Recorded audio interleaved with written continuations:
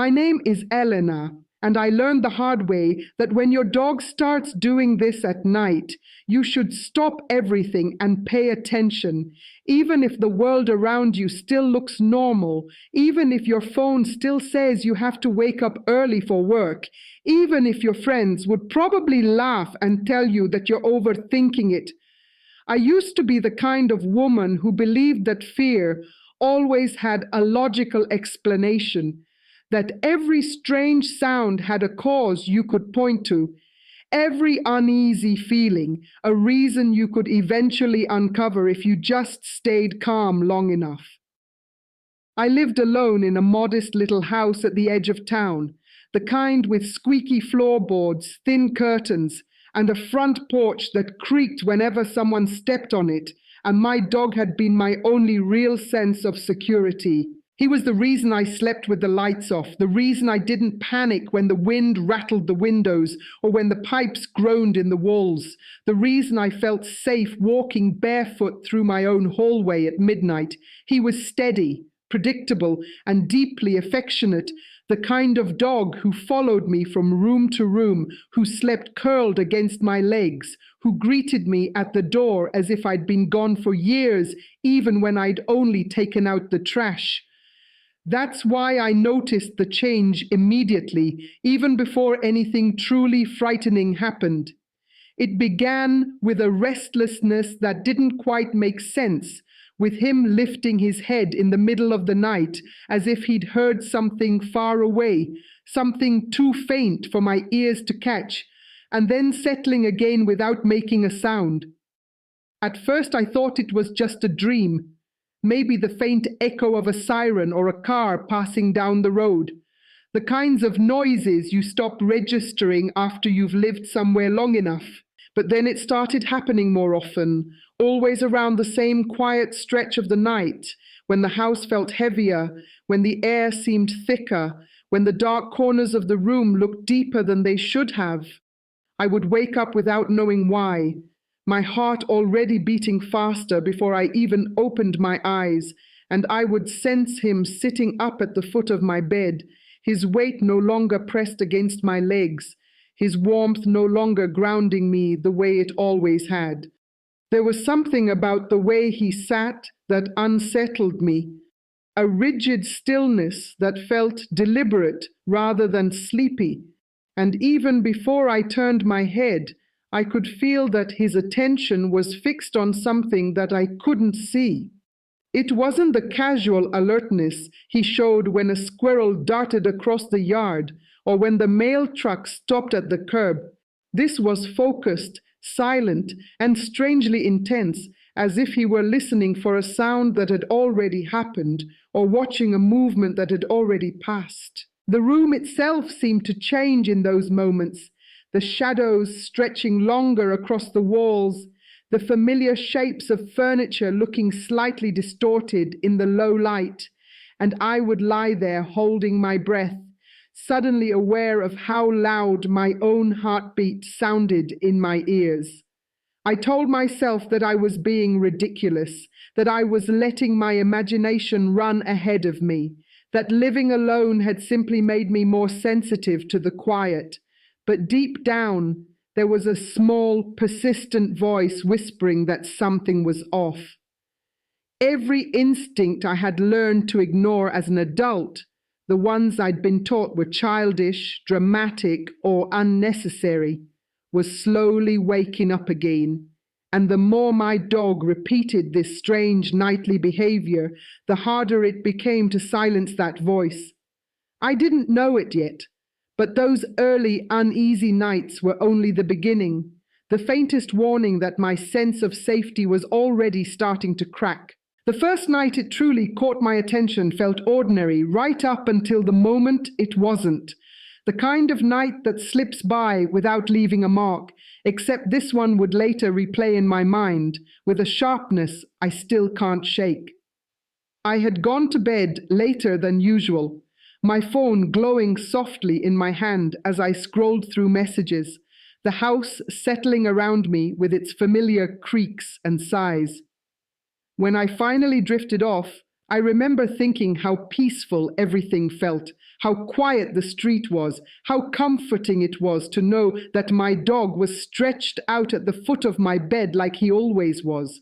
Then, without warning, my eyes snapped open as if some invisible thread had been pulled tight inside my chest.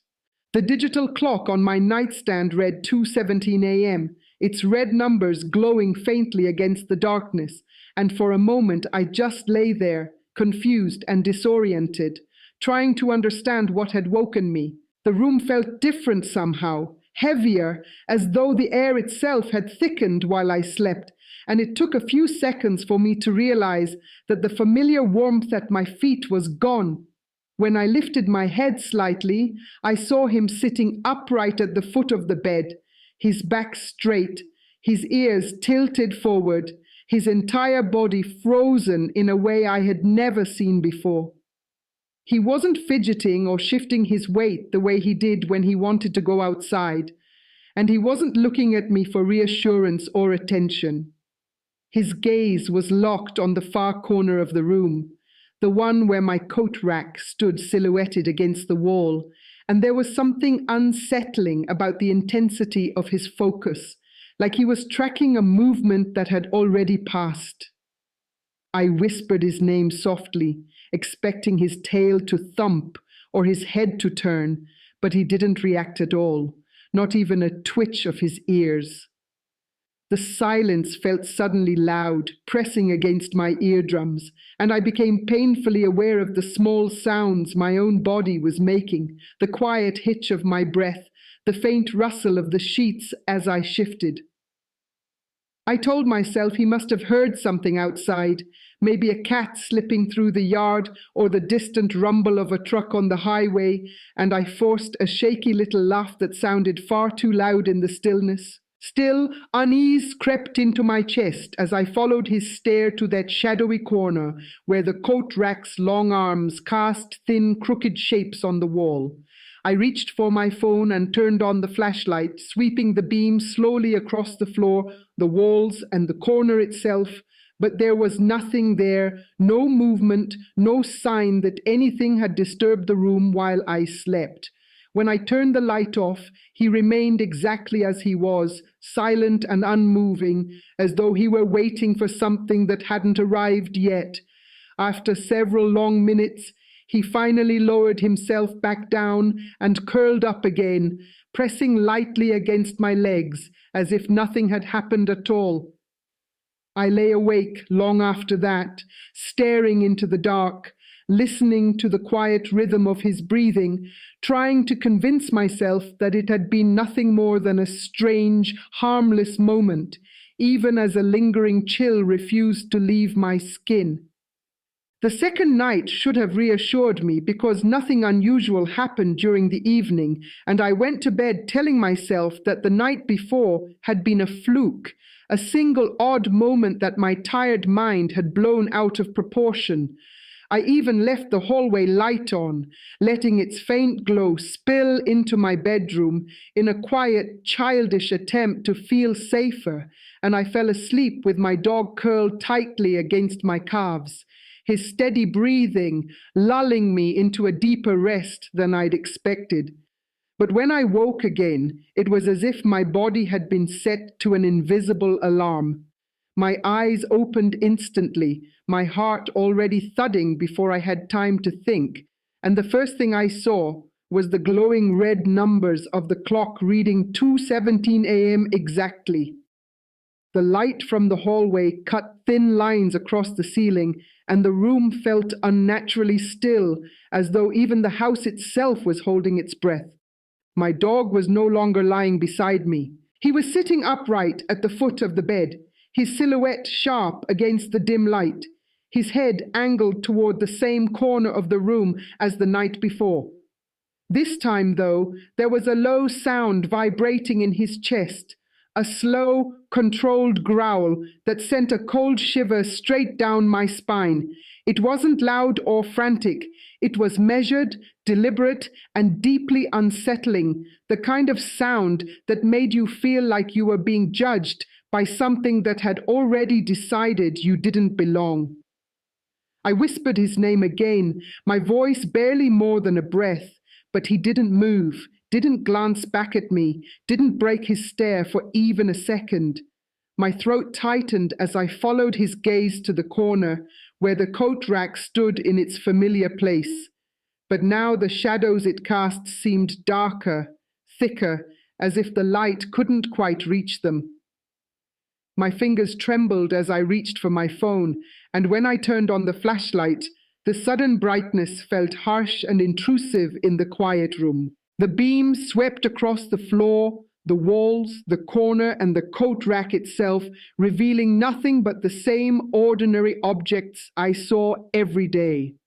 The moment I turned the light off, his growling stopped as abruptly as it had started, leaving behind a silence that felt even heavier than before.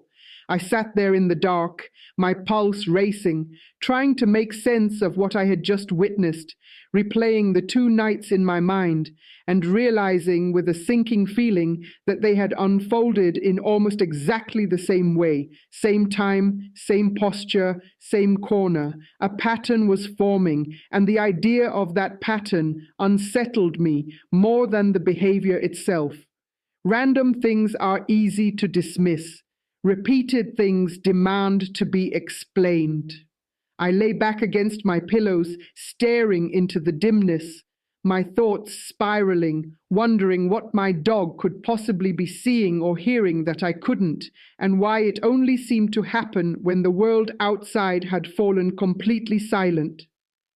Sleep eventually crept back in, but it was shallow and uneasy, and even as I drifted off, a quiet, persistent worry lingered in the back of my mind, whispering that whatever this was, it was far from over.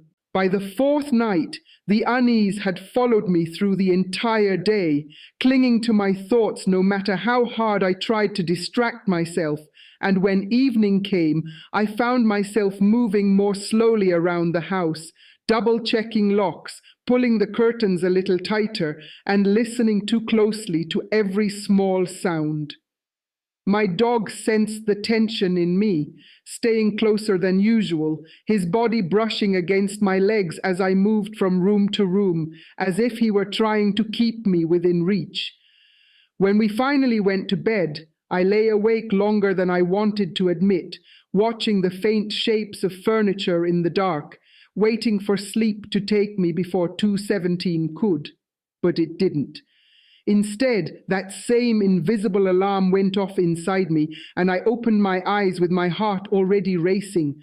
The clock glowed red in the darkness, confirming what I already knew, and before I could even turn my head, I heard the soft click of his nails against the floor as he shifted his weight. He wasn't lying down at all this time.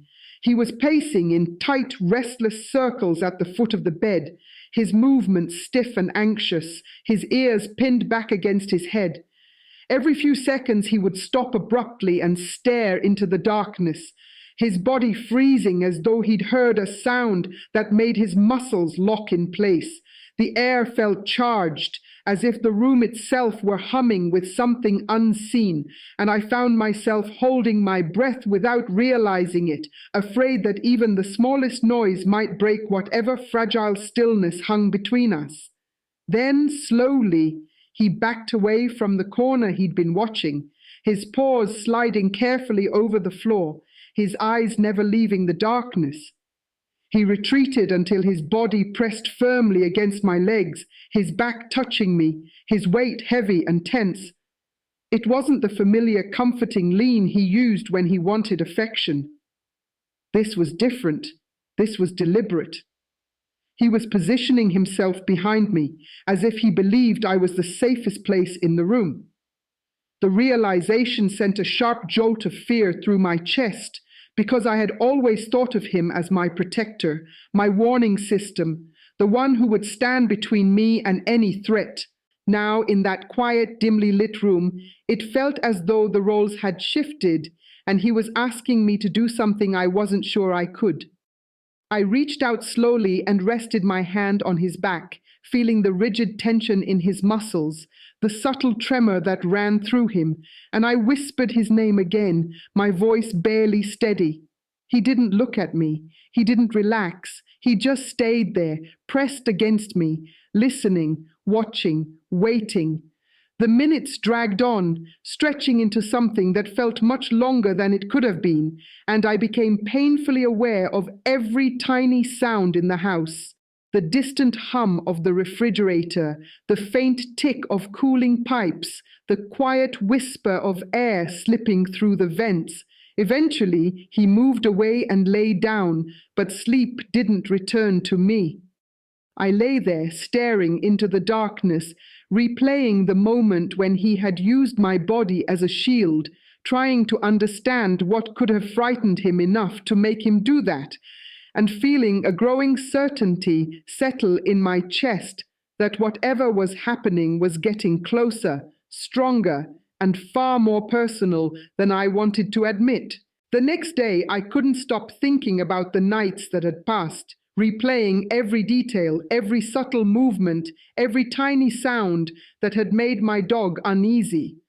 I realized I was terrified of going to sleep, of lying down and being alone with the dark corners of the room that now seemed to stretch further than they should. The coat rack, that unassuming piece of furniture in the corner, had become the center of all my unease. I decided to move it almost ritualistically, dragging it across the floor to the other side of the room, away from the area my dog had fixated on. It felt like a small act of control, a way to take back some sense of safety in the house, even if logic whispered that it wouldn't matter at all. That night I went to bed early, my muscles tense, my mind swirling with anxious thoughts, and for the first time I left the hallway light completely off, forcing myself to face the darkness head on. My dog curled against my legs as usual, but his breathing was shallow, alert. I knew the pattern. I knew what was coming, and I wasn't sure I wanted to see it again. At exactly 2:17 a.m., my chest tightened and my eyes snapped open. He was up instantly, sitting rigidly at the foot of the bed. My heart hammered in my chest as I tried to follow his gaze, but the corner that had tormented me for nights was empty now. No coat rack, no shadows thickening into strange shapes. The beam of moonlight fell evenly across the floor, nothing twisted or distorted, nothing to justify the tension radiating from my dog's body. My relief was short-lived. His attention shifted, slowly, deliberately, to the doorway. The same intensity I had seen nights before was back, his body stiff, every muscle taut. Then he barked. It wasn't a playful bark or a warning bark to an intruder in the yard. It was sharp, sudden, violent, a sound that seemed to reverberate through the walls and into my chest. I sat up quickly, eyes straining to see past the shadows, but the hallway remained empty. I felt a cold knot of fear settle deep in my stomach. My dog's ears were pinned back, his tail stiff and rigid, his gaze fixed like a living laser on the doorway. I leapt from bed and checked the locks, every door and window, running my hands along them, making sure nothing had been overlooked. Everything was tight, secure, yet the knot in my stomach refused to loosen. Morning came slowly, and I finally dared to step outside. That's when I noticed them, muddy footprints on the porch, pressed into the wet morning dew, leading up to the front door, stopping abruptly at the threshold. They weren't my own. They were bare, human, strangely small and elongated, and there were no marks indicating a return. My throat tightened, and I realized that whatever had come close enough to make those prints had never left. I stared at them for a long moment, shivering in the cold light of dawn. My dog sat behind me, watching me cautiously, his posture tense even in the bright daylight, as though he knew I'd seen what he had been trying to warn me about. I wanted to call someone, anyone, to tell them what had happened, but words felt useless, inadequate to explain the growing terror that had rooted itself in the house and in my mind. That night, I couldn't sleep again, pacing the rooms, checking the doors, glancing nervously at the corner where the coat rack had been moved. My dog stayed close, alert, protective, in a way that made me feel both comforted and more afraid. I began to understand that this wasn't random anymore. This wasn't imagination or coincidence. He wasn't reacting to shadows or raccoons or the wind. Whatever had come that night, whatever had left its footprints at my door, had chosen to linger, had been watching, and my dog had seen it. I spent the next day in a fog, moving through my routine as if I were underwater, my thoughts drifting back again and again to the footprints on the porch and to the way my dog had watched the doorway the night before. By evening, the house felt less like a home and more like a place that was holding its breath, waiting for something to happen. I found myself jumping at the smallest noises, at the distant bark of a neighbor's dog, at the faint creak of a settling floorboard, and the longer I stayed there, the more I felt like I was being quietly observed. That was when I decided to install cameras, telling myself that if I could just see what was happening, if I could put a face or a shape to the fear, I might finally be able to sleep again. I placed one in the hallway, one facing the front door, and one angled toward my bedroom doorway, my hands trembling slightly as I mounted them, aware of how desperate the act felt. That night, I went to bed with my phone on the pillow beside me, the camera app open, its dim glow casting soft shadows across the room. My dog lay close, his body tense, his ears twitching at every subtle sound. When sleep finally took me, it was light and restless, filled with half-formed dreams that dissolved the moment I woke. At 2:17 a.m., my eyes flew open. My dog was already sitting upright, his body perfectly still, his gaze locked on the doorway. My heart pounded as I reached for my phone, my fingers fumbling slightly as I pulled up the live feed from the hallway camera. The screen showed the narrow stretch of hallway bathed in faint nightlight glow, empty and silent. For a few seconds, nothing happened, and I almost let myself believe that maybe this time would be different. Then, slowly, the light began to dim. Not in a way that suggested the bulb was failing, but as if something invisible were moving through the space, blocking the glow bit by bit. My breath caught in my throat as I watched the shadow deepen, taking on a vague, shifting outline that didn't quite settle into a clear shape. It wasn't a person, not exactly, and not an animal either, but something that seemed to absorb the light rather than reflect it.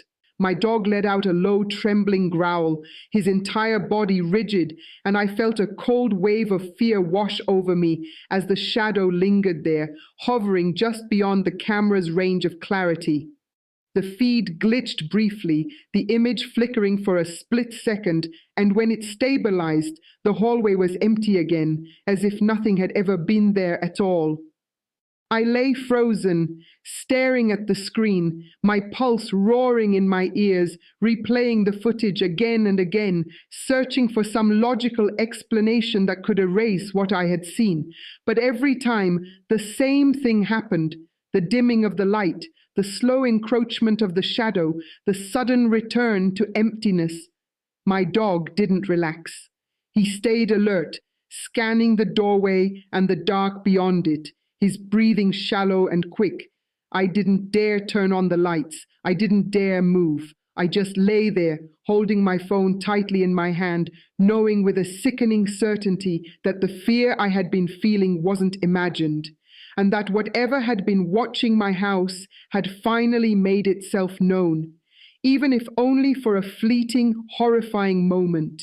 I don't sleep in that house anymore, and even now, thinking about it sends a shiver down my spine. I moved out with nothing more than what I could carry in my arms and what fit in my car, leaving the walls, the floors, and the corners that had become witnesses to something I still cannot name. My dog, my brave, loyal companion, remains at my side, but even here, in a new place that feels safe in daylight, he wakes at exactly 2:17 a.m. every single night. He sits upright, rigid, alert. His ears twitch. His body is tense, every muscle coiled like a spring ready to strike or defend. He doesn't wag his tail. He doesn't lie down. He doesn't relax. He scans the room, listens for the faintest sound, studies the shadows, and waits. And when he stares, it is not at me. It is past me. It is beyond me. It is toward the unseen. I have tried to dismiss it, tried to tell myself that it is nothing more than habit, a leftover instinct from the horrors he witnessed outside as a puppy, or a reaction to the quiet of the night. But his behavior is too precise, too consistent, too terrifyingly deliberate. He is not imagining, he is not guessing, he knows, and I cannot ignore it. I have watched him stand guard while the house is empty, while I lie awake, feeling a presence I cannot see, but that chills me to the bone. There is intelligence behind his movements, a certainty in his vigilance that surpasses anything I can comprehend. My dog is warning me. He has been warning me from the first night, from the first strange stare, from the first low growl that vibrated in his chest like a drumbeat in the dark. And yet, even now, in the safety of a new home, I feel that same gnawing unease creep through my chest when I see him tense in the dead of night. I have spent countless hours thinking about it, analyzing every moment, replaying every second of footage, reviewing the footprints that once appeared at the door, wondering what I could have done differently, what I should have noticed, what I should have prepared for. I have asked myself why he chooses that exact time, why his stare is so focused, why the shadows seem to respond to him as if they fear him. I have gone over it in my head until my mind hurts, and still there is no satisfying answer. There is only the evidence of his actions, the clarity of his fear, and the unshakable knowledge that he is not wrong. Whatever it is, whatever unseen presence he detects, whatever silent, invisible thing lingers just beyond our perception, it exists. And it does not care about explanations, logic, or belief. It waits, it watches, it tests.